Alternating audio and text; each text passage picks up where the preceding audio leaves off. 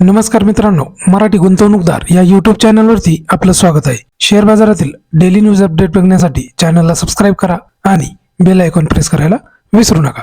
तर ठीक आहे मित्रांनो, आज फायनली मार्केटमध्ये आपल्याला बुल्स प्लेयर परत कमबॅक करताना बघायला मिळाले। आज आपल्याला मार्केटमध्ये सगळ्या सेक्टरमध्ये फक्त खरेदी बघायला मिळाली। फक्त FMCG सेक्टरमध्ये आज आपल्याला घसरण दिसून आली। परंतु आज मार्केटमध्ये जी खरेदी बघायला मिळाली त्यामागचं कारण काय आहे ते आपण या व्हिडिओच्या माध्यमातून समजून घेणार आहोत।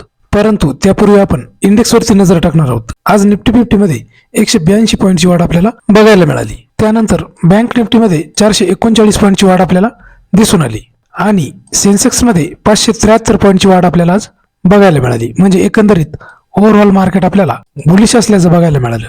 आज भारतीय बाजारामध्ये वाढ जी झाली त्यामागचे कारण काय आहेत ते आपण बघणार आहोत।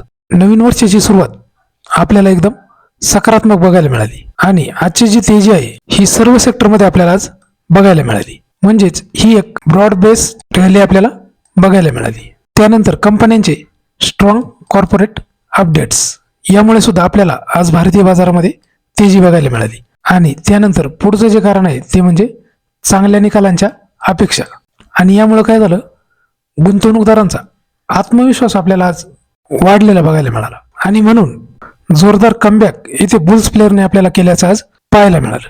आणि सध्या बाजाराचा जो मूड आहे तो आपल्याला बुलिश बघायला मिळतोय। परंतु नवीन उच्चांकाजवळ असल्यामुळे नवीन गुंतवणूक करताना थोडी सावधगिरी बाळगणे गरजेचे आहे। त्यानंतर पुढे बघणार आहोत FIDI ऍक्टिव्हिटी। डोमेस्टिक इन्व्हेस्टरने आज 677 करोडचे शेअर्स खरेदी केले आहेत आणि फॉरेन इन्व्हेस्टरने सुद्धा 289 करोडचे शेअर्स खरेदी केले आहेत। म्हणजे आज आपल्याला DII आणि FII दोघंही नेट बायर बघायला मिळाले। त्यानंतर सेक्टर वाईज परफॉर्मन्स आपण जर बघितला तर निफ्टी ऑटोमध्ये 1.13% वाढ झाली। निफ्टी फायनान्शियल सर्व्हिसेसमध्ये 1% जास्त वाढ झाली। FMCG सेक्टरमध्ये 1.19% घसरण झाली। फक्त FMCG सेक्टरमध्ये आपल्याला आज दबाव बघायला मिळाला। त्यानंतर IT सेक्टरमध्ये 0.39% वाढ झाली। मीडिया सेक्टरमध्ये 1% वाढ झाली। निफ्टी मेटलमध्ये 1.47% वाढ झाली। फार्मा सेक्टरमध्ये 0.70% वाढ झाली। PSU बँकांमध्ये 1.50% वाढ झाली। निफ्टी प्रायव्हेट बँकांमध्ये 0.40% वाढ झाली। त्यानंतर निफ्टी रिअल्टीमध्ये 1.52% वाढ झाली। हेल्थकेअर इंडेक्समध्ये 0.78% वाढ झाली। कन्झ्युमर ड्युरेबल सेक्टरमध्ये 1.17% वाढ झाली। ऑइल अँड गॅस सेक्टरमध्ये 0.88% वाढ झाली। निफ्टी मिड स्मॉल हेल्थकेअरमध्ये 0.90% वाढ झाली। फायनान्शियल सर्व्हिसेस एक्स बँकमध्ये 1.18% वाढ झाली। त्यानंतर निफ्टी मिड स्मॉल फायनान्शियल सर्व्हिसेसमध्ये 1% जास्त वाढ झाली। म्हणजेच एकंदरीत आज मार्केटचा जो मूड आहे तो आपल्याला बुलिश बघायला मिळाला। फक्त FMCG सेक्टरमध्ये आज थोडासा दबाव दिसून आला। थोडक्यात कन्क्लुजन काय आहे मित्रांनो, एकंदरीत बघता आजचा जो शेअर बाजार आहे तो अत्यंत आपल्याला सकारात्मक बघायला मिळाला।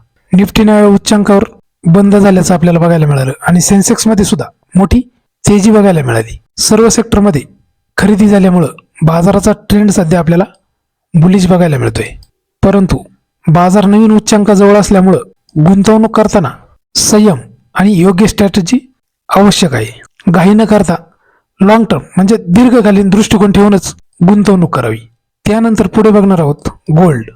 सोन्याची आजची 10 ग्रॅमची किंमत आहे 1,38,315 रुपये इतकी।